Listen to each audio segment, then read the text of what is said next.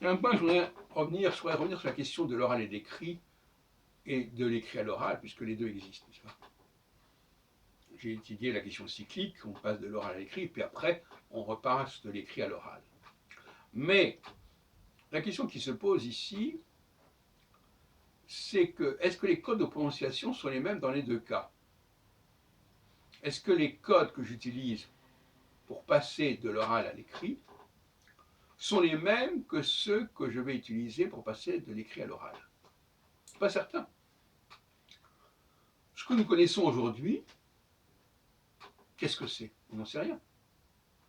Est-ce que c'est les codes du premier groupe ou du deuxième groupe?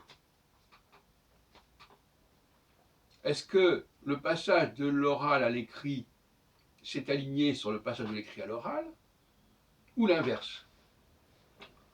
Il n'est pas du tout certain qu'au départ, les deux processus étaient identiques, parce qu'ils n'avaient pas les mêmes raisons d'être.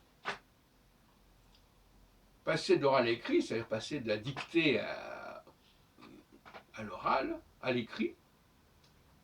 La dictée, pas la dictée écrite, justement, c'est ça qui est amusant. Quand on dit aux gens, on va faire une dictée, on imagine tout de suite que la personne qui fait la dictée, elle a un texte qu'elle dicte. Mais pas forcément. On peut très bien parler et dicter. Mais dans l'esprit des gens, notamment au niveau scolaire, la dictée, c'est quelqu'un qui lit un texte et qui demande aux gens de l'écrire à leur tour. Non.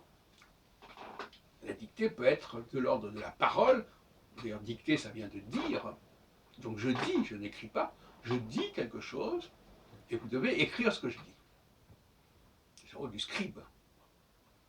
Donc les règles de dictée, c'est-à-dire celles que le scribe doit appliquer pour rendre l'oral et le placer à l'écrit, ne sont pas forcément les mêmes au départ que celles qui existaient ensuite pour passer de l'écrit à l'oral, pour revenir à l'oral. C'est pas certain. Voilà, je voulais simplement apporter cette nuance de processus symétriques, mais qui n'obéissent pas forcément aux mêmes règles, mais qui ont fini par se confondre d'une certaine manière. Mais on ne sait pas très bien dans quelle façon et dans quel sens.